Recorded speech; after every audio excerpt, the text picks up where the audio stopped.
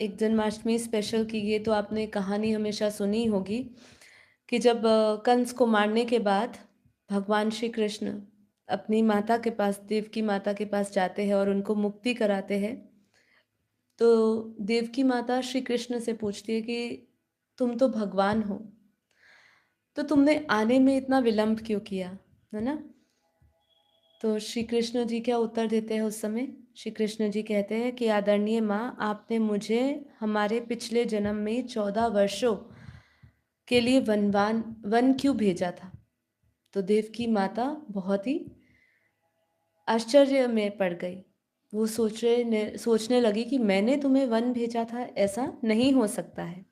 तब श्री कृष्ण ने कहा कि आप भूल गए हो अपने पिछले जन्म को। आप केकई माता थे और पिता दशरथ थे। देवकी माँ को बहुत ही ये आघात पहुंचा और उन्होंने जिज्ञासा पूर्ण होते हुए पूछा कि इस जीवन में कौशल्या कौन है? तो श्री कृष्ण ने जवाब दिया कि जो माता यशोदा है वही कौशल्या है। तो यहाँ से ये आप सभी ने सुना होगा। यहाँ से सबसे बड़ी बात क्या आती है? सबसे बड़ी बात ये आती है, कर्म का प्रभाव। कर्म का प्रभाव किसी को नहीं बख्शता, चाहे वो भगवान हो, चाहे भगवान का परिवार हो। भगवान भी इसे बाईपास नहीं कर सकते हैं। देखिए, कर्म का नियम इतना बेदाग है, नित्य मुक्ति ही उपाय है।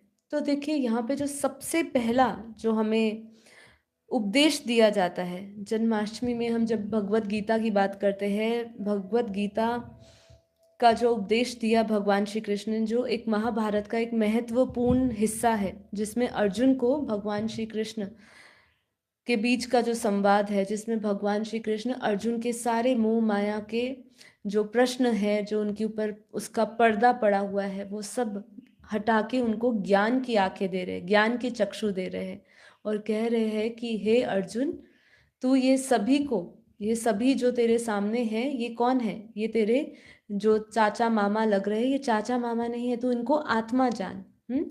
तो यहाँ पे उनको कर्मों का ज्ञान भी दे रहे हैं। तो सबसे पहला जो ज्ञान मिला, जो जिस जिस कथा से मैं आपको इस पॉइंट पे लेकर आना चाह रही हूँ कि कर्म तो, नियत कर्मों से हमें मुक्ति पानी है ना? अपने कर्मों को चुकता तो हमें करना ही होगा, चाहे वो भगवान श्री राम हुए, भगवान श्री कृष्ण हुए, कोई भी अवतार हुए। जब भी उन्होंने मनुष्य स्वरूप धारण किया, मानव देह में आए, तो उनके ऊपर भी सारे कर्म के सिद्धांत लागू हुए। ठीक है, तो वो बेदाग है, कर्म का जो नियम है वो बेदाग है, सबके साथ एक जैसा है। ठीक है, ऊंचा नीचा बड़ा छोटा सबके साथ एक जैसा है। तो जो सबसे पहले चीज सिखाते हैं कि हम कैसे अपने कर्मों से मुक्त हो सकते हैं। कर्म तो करना है, क्योंकि भगवान श्री कृष्ण ने अर्जुन को ये भी बोला कि तू कुछ भी ना करे या कुछ करे, मतलब कुछ तो करेगा ही करेगा, मतलब कर्म प्रधान है, कर्म तो करना ही पड़ेगा। कर्म से तो मुक्ति है ही नहीं। कर्म करने से मुक्ति नहीं है, लेकिन किस प्रकार कर्म करना है, जो सबसे पहला जो हमें उपदेश दिया, जिसके बारे में आप सब सुन चुके हैं, लेकिन आज हम कुछ इम्पोर्टेंट 5 उनके जीवन के उपदेशों को समझेंगे, जो हमारे जीवन में सबसे पहले हमें धारण करने चाहिए। जो है पहला, कर्मयोगी, ड्यूटी विदाउट अटैचमेंट। आपको अपनी ड्यूटी करनी है, वो भी विदाउट अटैचमेंट, आसक्ति के बिना आपको अपने कर्म करने हैं। हमें पता है कि श्लोक में बताया गया है कि हमें कर्म के परिणाम से नहीं जुड़ना है, हमारे ऊपर सिर्फ कर्मों का अधिकार है, उसके परिणाम का, उसके रिजल्ट का, उसके फल के ऊपर हमारा कोई जोर नहीं है।